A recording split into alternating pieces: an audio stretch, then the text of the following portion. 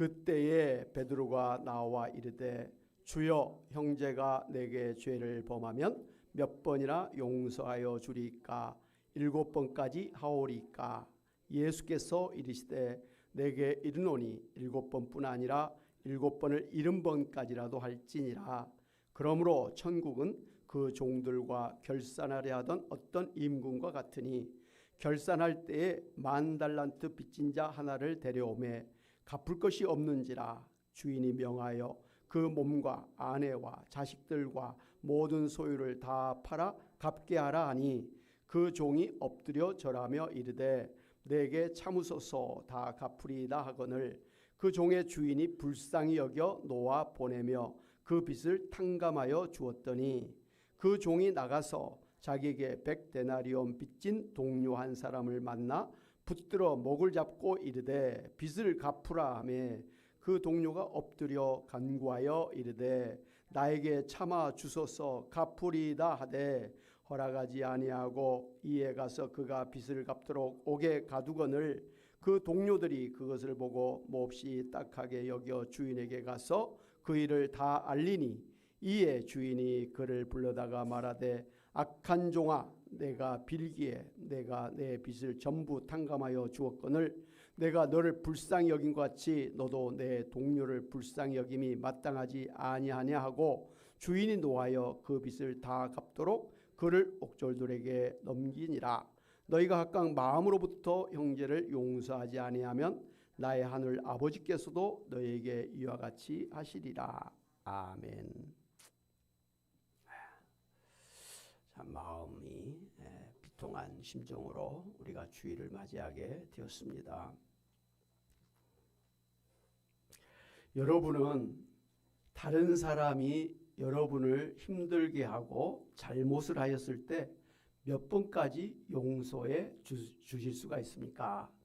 나에게 딱 한 번이라도 잘못을 하면 가차없이 싸우고 다투고 관계를 끊어버리십니까? 아니면 3번 정도, 아니면 한 5번 정도까지는 봐주시지만 계속 가면 그때는 더 이상 참지 않고 큰소리치고 다투고 싸우십니까? 아니면 아무리 나에게 잘못을 해도 아무렇지도 않게 받아들여 용서하면서 살고 계십니까? 이 정도 되면 성인 군자 반열에 들어간 사람이겠죠.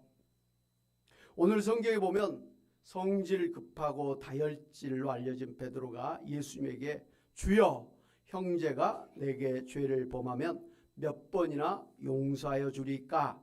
7번까지 하오리까? 하면서 물었습니다. 당시에 그 유대교인들이 3번까지 용서하는 것을 최고로 관용을 베푼 것이라고 일반적으로 생각하고 있었는데요. 베드로가 나는 7번까지 용서한다고 말하는 것은 자기 딴에는 최고로 관용을 베푼 것이라고 생각했던 것입니다. 그러자 예수님께서 뭐라고 대답하셨습니까? 같이 한번 보죠. 시작. 7번뿐 아니라 7번을 70번까지라도 할지니라고 대답해 주셨습니다. 3번도 아니고 7번도 아니고 7번에 7번 70번까지, 그러니까 77은 49, 490번이라도 용서해야 된다고 말씀하신 것입니다. 그러니까 490번이라 하면 아예 끝까지 용서해야 된다라고 말씀하신 것이죠. 여러분, 사람이 어떻게 7번에 70번까지, 그러니까 끝까지 용서할 수가 있을까요? 이번에 우리나라에서 대통령이 갑자기 비상계엄령을 발표해서 난리가 났지 않습니까? 여러 가지 원인과 이유로 진단할 수 있겠습니다만은 그냥 크게 생각하면 그동안의 대통령의 행정권과 국회의 입법권과 법원의 사법권의 3권 간의 갈등과 대결이 부른 부정적인 결과입니다. 우리나라는 평화롭고 정의로운 국가를 세우려고 헌법에서 이와 같이 행정권, 입법권, 사법권의 3권 분리를 통해서 서로 견제하도록 장치를 마련해 놓았는데 이 3권 분립 원칙은 서로를 인정하고 존중하면서 대화하고 타협하면서 더 나은 정치를 하도록 한 것입니다. 그런데 현재는 3권이 서로 불신하고 대적하면서 서로가 죽이려고 혈안이 되어 있기 때문에 큰 문제점이 아닐 수 없습니다. 사실 우리나라의 이 삼권의 이 갈등은 이번 정권만의 문제가 아니었죠. 그 전에 정권도 그렇고 그 전에 정권도 그렇고 그 전에 정권도 그랬습니다. 군사 독재 시절에는 대통령 행정권이 국회의 입법권을 그냥 깔아뭉갰죠. 또 사법권을 장악해서 소위 군사재판 형식으로 영장도 없이 그냥 무고한 사람들 잡아다가 자기 마음에 안 드는 사람들 잡아다가 그렇게 또 폭력을 행사했었죠. 그런 한쪽이 권력을 잡으면 다른 쪽을 죽이는 그런 일들이 계속해서 반복되고 있는 중에 이번 일도 터진 것입니다. 대통령이 자기의 그런 행정권이 약화된다고 생각하기 때문에 그것에 방해가 되는 그런 사법권과 입법권을 갖다가 철저하게 이제 막아보려고 한 데서 비상경영을 선포했다고 하지 않습니까? 잘못돼도 한참 잘못된 그러한 죄악을 범한 것입니다. 이걸 뭐 어린 아이들도 다 알죠. 그래서 공산주의 국가에서는 이번에 우리나라와 같은 자유민주주의 체계가 국가와 민족의 이익보다는 개인과 각 이해관계 당사자들의 이익을 앞세우기 때문에 불안하고 위험하다고 비난하고 소위 자유민주주의 국가들인 미국과 유럽에서도 크게 우려하고 있는 그런 형편입니다. 여러분 잘 아시다시피 소위 정치판이라는 것이 정권을 잡기 위해서 수단과 방법을 가리지 않고 상대방을 죽인다고 하지 않습니까? 그러나 진정 국가와 국민을 위해서 그 사이에 대화와 타협을 통한 상생의 노력이 결여되지 않았나 이렇게 생각을 하는 것입니다. 이러한 대결과 보복의 행위는 비단 정치인들만의 문제는 아닙니다. 최근에 일어나고 있는 국가와 국가 간의 전쟁도 그렇지 않습니까? 러시아, 우크라이나, 그 다음에 이스라엘과 주변의 뭐 이라크, 시리아 이런 나라들과의 문제, 또 현재 진행 중에 뭐 있는 그런 또 미국과 중국, 러시아 이런 나라들 간의 이런 군사적 또 경제적인 그런 대립관계, 적대관계 말이죠. 또 우리나라는 남한과 북한 간의 이런 또 주적의 관계 이런 것들이 심각하게 더욱더 많아지고 있는 것을 볼 수가 있습니다. 그런가 하면 기업 간의 경쟁도 아주 심하게 나타나고 있습니다. 미국의 기업이 살기 위해서 중국의 기업을 갖다가 철저하게 제재 대상으로 하고 심지어 우리나라의 대기업도 제재의 대상이 되고 있어서 수출로 먹고 사는 대한민국의 경제가 위태하다고 합니다. 앞으로 트럼프 대통령이 이제 대통령으로 즉위하게 되면 아마 우리나라가 굉장히 더 어려운 그런 형편에 처하게 되는데 바로 이게 경제 패권 전쟁이에요. 꼭 막 총칼로의 전쟁뿐만이 아니라 이 말씀이죠. 그리고 무엇보다도 개인 간의 이기적인 욕심으로 서로의 잘못을 비난하면서 다투고 싸우고 심지어 죽이는 일들이 소위 말세지마를 당한 이 종말의 징조로 우리 주변에서 계속해서 강하게 일어나고 있는 것이 문제입니다. 특별히 오늘 베드로 사도가 예수님에게 형제 간의 잘못에 대해서 몇 번까지 용서해야 합니까? 물었을 때 예수님께서 천국의 왕과 백성을 전제로 대답하신 것을 보면 다른 사람과의 그런 용서가 아니라 예수님 믿고 함께 신앙생활하고 있는 교회 성도와 같이 가장 가까운 부부 사이에 그리고 가족 사이에 형제 자매 사이에 친구들 간의 용서에 대해서 다루고 있는 것을 볼 수가 있습니다. 나하고 관계없는 그런 사람들의 죄에 대해서 용서하는 그런 차원이 아니에요. 가까이 있는 소위 천국의 백성이 된 성도 사이에서 도대체 몇 번이나 용서해야 됩니까? 라는 것을 지금 질문하고 있는 것이죠. 예수님께서는 이렇게 가까운 사람들 간에 끝까지 용서해야 된다. 이렇게 말씀을 해 주셨습니다. 그리고는 끝까지 용서해야 한다고 하는 근거를 말씀을 해 주셨습니다. 첫째로 예수님께서 비유로 말씀하신 가운데 왕이 1만 달란트 빚을 진 사람이 도저히 그 빚을 갚을 수가 없는 것을 알고 대신에 그 몸과 아내와 자식들과 모든 소유를 다 팔아 갚으라고 명령하였습니다. 여기서 이제 한 달란트라고 하는 것은요, 당시의 로마 시대의 가장 높은 단위로서, 화폐 단위로서 금 혹은 은 34kg이나 되는 그런 어마어마한 그런 화폐였습니다. 금 한 달란트는 지금 돈으로 환산하면 최소 6억에서 10억에 해당되는 화폐입니다. 물론 은 달란트는 몇천만 원이 되겠죠. 그러니까 1만 달란트나 빚진 사람은 지금 돈으로 하면 6조, 많으면 10조의 빚을 진 사람을 말하고 있는 것입니다. 이렇게 어마어마한 빚을 졌으니 그 사람이 그 빚을 갚을 수는 없는 거 아니겠습니까? 한마디로 1만 달란트 빚진 사람은 절대로 그 빚을 갚을 수 없는 채무자를 의미한다고 보는 것입니다. 그래서 왕은 1만 달란트 빚을 진 사람이 도저히 그 빚을 갚을 수가 없는 것을 알고 돈 대신에 너 몸을, 그리고 너 아내, 너 자식들, 그리고 너에게 있는 그 모든 소유를 다 팔아서 갚으라고 명령을 했습니다. 돈이 아니면 몸으로 떼오라는 것이죠. 요즘도 빚진 사람들이 돈이 없으면 감옥에 가서 몸으로 떼오지요. 예. 옛날에는 사람이 빚을 갚을 수가 없으면 자신뿐만 아니라 그 자녀들까지, 그리고 그 모든 소유를 다 바쳐서 주인의 종이 되어야 했었던 것을 배경으로 하고 있습니다. 지금은 다르죠? 그랬더니 그 종이 왕 앞에 엎드려 울면서 다 갚겠으니 제발 참아 주옵소서라고 통사정했습니다. 예. 아예 탕감해달라는 그걸 감히 그런 부탁을 하지 않은 거예요. 내가 다 갚을 테니까 참아주세요 그랬어요. 뭘 갚아요.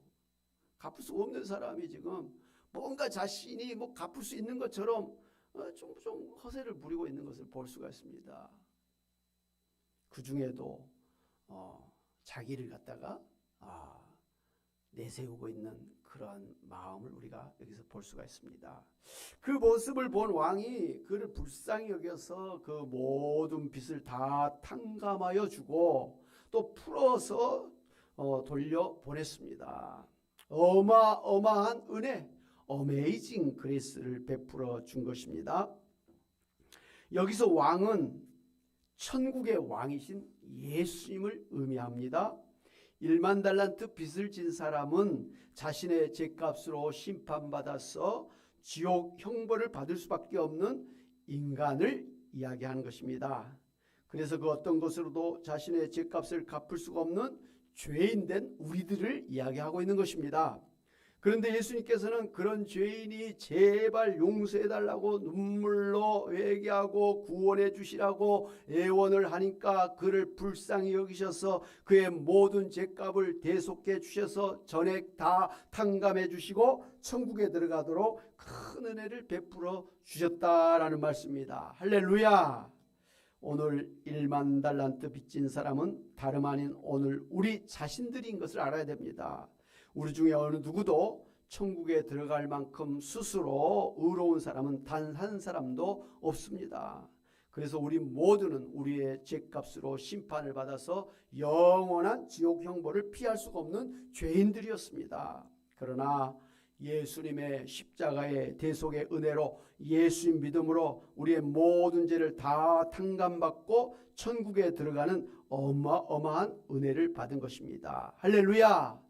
나 같은 죄인 살리신 주의 놀라워 잃었던 생명 찾았고 광명을 얻었네. 할렐루야. 그런데 문제는 다음에 일어났습니다. 이렇게 1만 달란트 빚졌다가 왕의 은혜로 모든 빚을 탕감받고 집으로 돌아가던 사람이 길에서 자기에게 100데나리온 빚을 진 친구를 만나자마자 붙들어 멱살을 잡고서 이놈 당장 내 빚을 갚아! 라고 그렇게 막 호통을 쳤습니다. 여기서 이제 100데나리온이라고 하는 것은 지금 돈으로 하면 약 1200만 원 정도의 돈입니다. 물론 1200만 원도 큰 돈이지만 자신이 왕에게 10조 원의 빚을 탕감받은 것에 비하면 아무것도 아닌 빚 아니겠습니까? 그러자 그 친구가 엎드려서 나에게 참아 주소서 내가 갚으리다 하면서 애원을 했습니다. 이 탕감받은 사람이 왕 앞에서 그렇게 나를 참아주셔서 내가 갚으리다 왕에게 할 수 있는 그런 말을 이 친구가 이 사람에게 똑같이 그렇게 애원을 했던 것입니다. 굉장한 그런 애원이지요. 그러나 그 친구는 매정하게 그를 붙잡아서 감옥에 쳐 넣어버리고 말았습니다. 그 모습을 본 주변의 친구들이 그 사람을 몹시 딱하게 여겨서 왕에 가서 그 사실을 알렸습니다. 그랬더니 왕이 그를 다시 불러다가 악한 종아 내가 빌기에 내가 내 빚을 전부 탕감하여 주었거늘 내가 너를 불쌍히 여긴 것 같이 너도 내 동료를 불쌍히 여김이 마땅하지 아니하냐고 진노하며 책망하면서 다시 그 빚을 다 갚기까지 그를 옥졸들에게 넘겨 감옥에 쳐 넣어버리고 말았습니다. 좋다가 말았습니다. 하나님께서 1만 달란트 빚진 죄인의 빚을 다 탕감해 주신 것은 그 사람을 긍휼히 여기는 하나님의 긍휼지심이었습니다. 마찬가지로 우리도 우리에게 빚을 진 사람을 긍휼히 여기는 긍휼지심이 있어야 된다는 것입니다. 예수님이 가르쳐 주신 주기도문에 보면 우리가 하나님의 죄의 용서를 받기 위해서는 우리가 먼저 다른 사람의 죄를 용서해 줘야 된다고 그렇게 말씀해 주셨습니다. 오늘 35절에도 너희가 각각 마음으로부터 형제를 용서하지 아니하면 나의 하늘 아버지께서도 너희에게 이와 같이 하시리라 이렇게 말씀을 해 주셨습니다. 그러니까 하나님만 죄를 용서해 주시는 게 아니라 오늘 우리도 하나님 앞에 죄를 용서받기 전에 우리 일상생활 속에서 다른 사람들의 죄를 용서해 줘야 된다. 그렇게 다른 사람의 죄를 용서해 준 사람이 비로소 하나님 앞에 용서받을 수가 있는 것이지 다른 사람의 죄는 용서해 주지 않으면서 어떻게 뻔뻔하게 하나님 앞에서 죄를 용서받으려고 하느냐 이런 말씀이에요. 하나님 앞에 죄 용서를 받기를 원하느냐? 그러면 먼저 다른 사람의 죄를 용서해야 된다라고 성경은 말씀하고 있는 것이죠.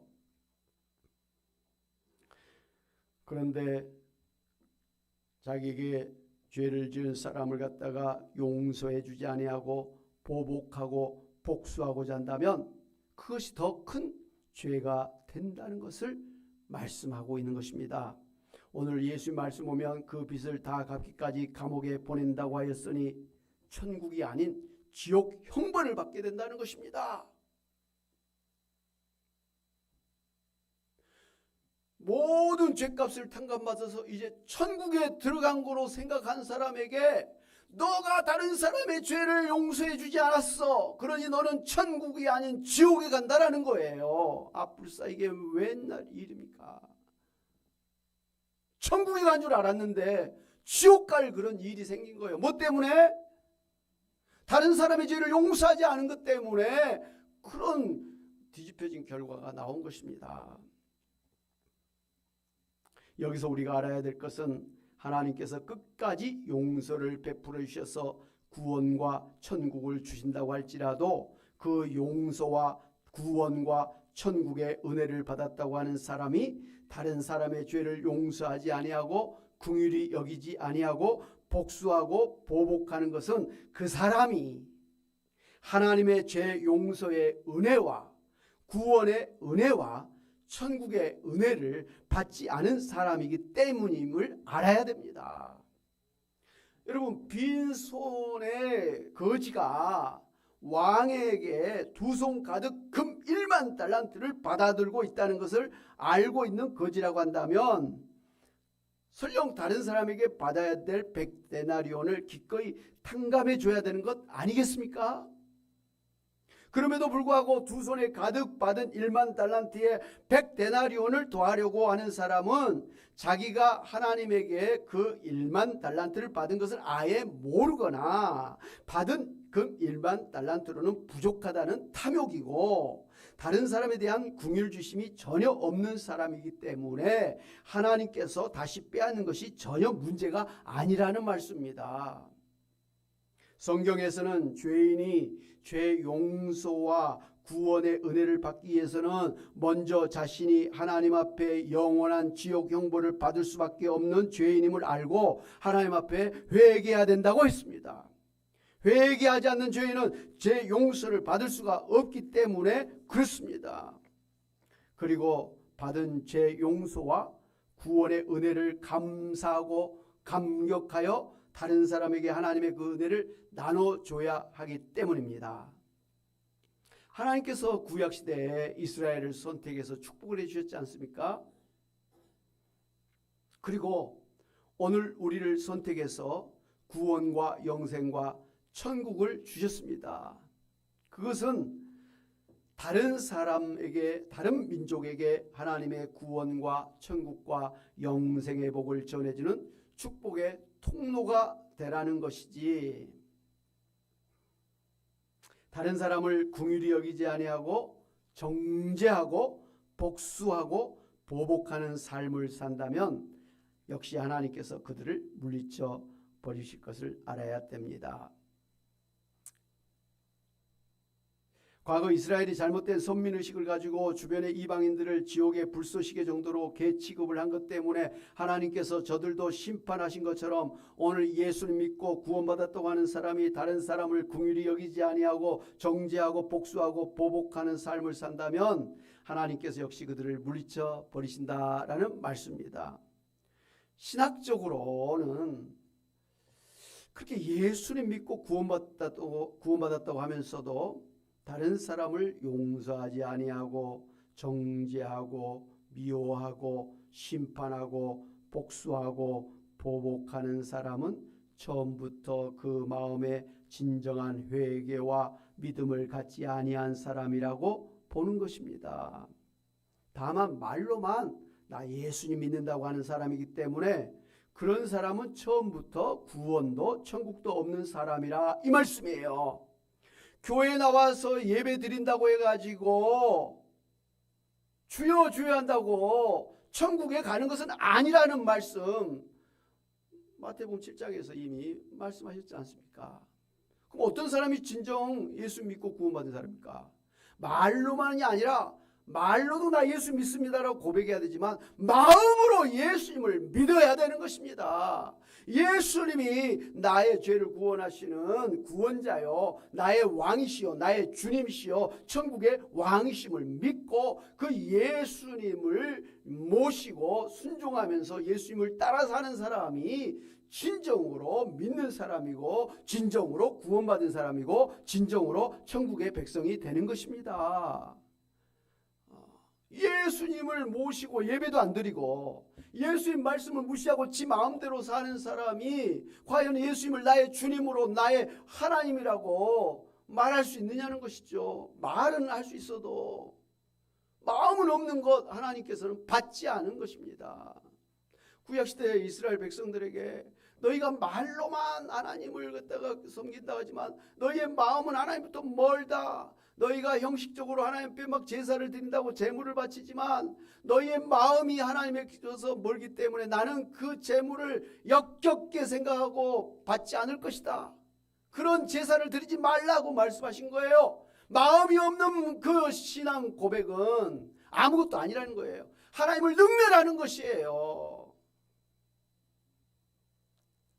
그래서 성경 야고보서 2장 17절에는 이렇게 말씀하고 있습니다. 같이 한번 볼까요? 시작. 이와 같이 행함이 없는 믿음은 그 자체가 죽은 것이다. 믿는다면서 행함이 없어. 예수님을 섬기는 예배도 없고 예수님의 말씀을 따르려고 하는 순종도 없어. 그런 믿는 사람을 뭐라고요? 죽은 믿음. 죽은 믿음으로는 천국 갑니까? 못 갑니까?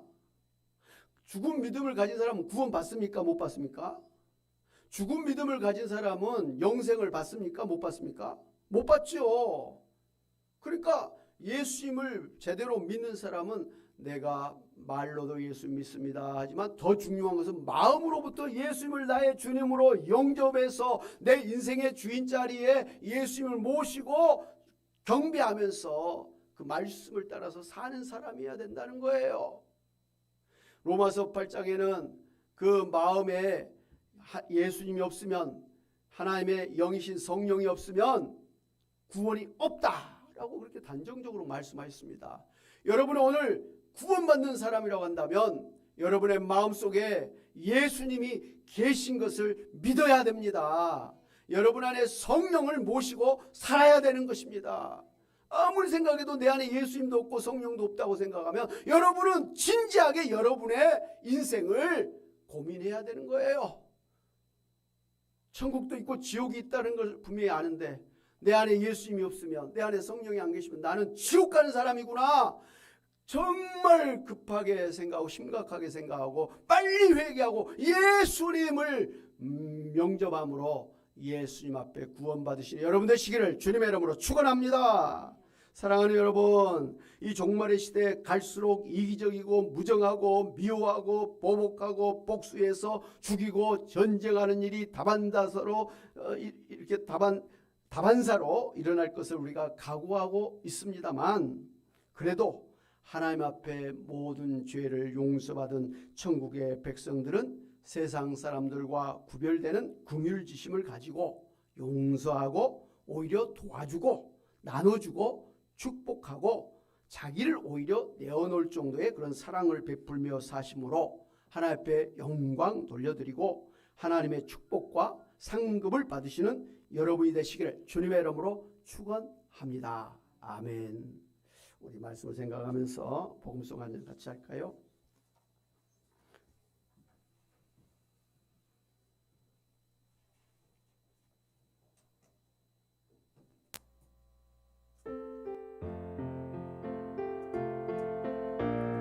내가 먼저 손 내밀지 못하고 내가 먼저 용서하지 못하고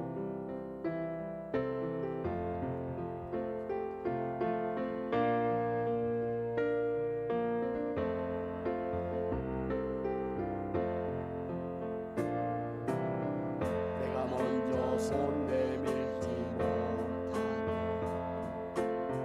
내가 먼저 용서하지 못하고 내가 먼저 웃음 주지 못하고 이렇게 머뭇거리고 있네. 그가 먼저 손 내밀고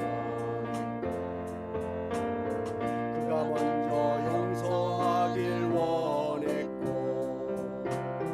그가 먼저 웃음 주길 원했네.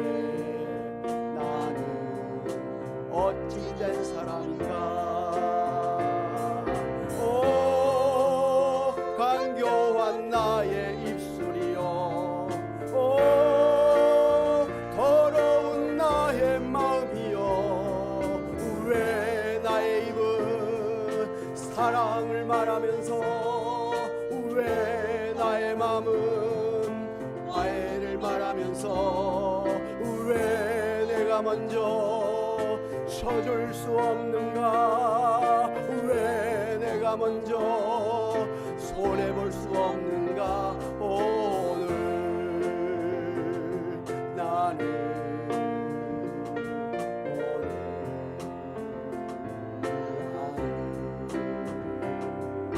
주님 앞에서 몸둘 바 모르고 이렇게 흐느끼며 서 있네. 어찌할 수 없는 이 마음을 주님께 맡긴 채로 내가 먼저 섬겨주지 못하고 내가 먼저 섬겨주지 내가 먼저 이해하지 못하고 내가 먼저 이해하지 못 내가 먼저 높여주지 못하고 내가 먼저 높여주지 못하고 이렇게 고집 부리고 있네. 그가 먼저 섬겨주길 원했고 그가 먼저 섬겨주길 그가 먼저 이해하길 원했고 그가 먼저 이해하길 원했고 그가 먼저 높여주길 원했네. 그가 먼저 높여주길 원했네. 나는 어찌된 사람인가. 오, 추악한 나의 욕심이여 서글픈 나의 자존심이여 왜 나의 입은 사랑을 말하면서 왜 나의 마음은 화해를 말하면서 왜 내가 먼저 져줄 수 없는가 왜 내가 먼저 손해볼 수 없는가 오늘 나는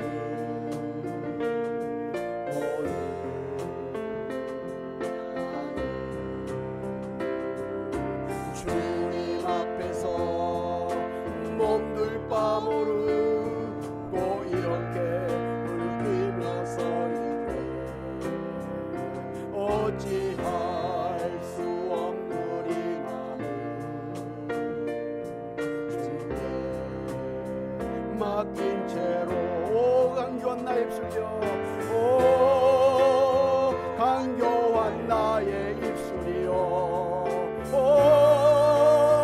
더러운 나의 마음이여 왜 나의 입은 사랑을 말하면서 왜 나의 마음은 화해를 말하면서 왜 내가 먼저 져줄 수 없는가 왜 내가 먼저 손해볼 수 없는가 오늘 나는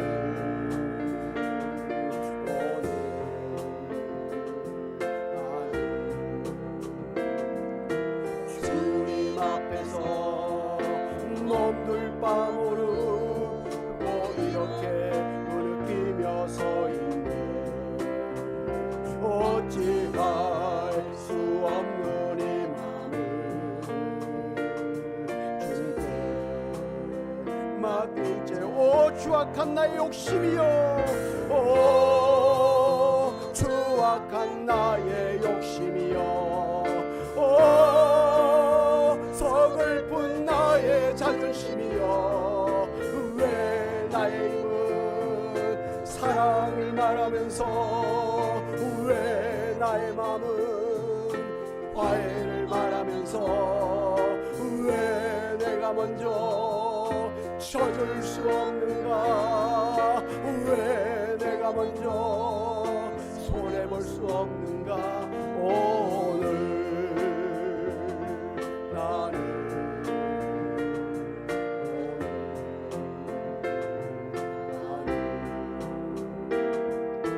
주님 앞에서 몸둘 바 모르고 이렇게 느끼며 서 있네. 어찌할 수 없는 이 마음을 주께 맡긴 채로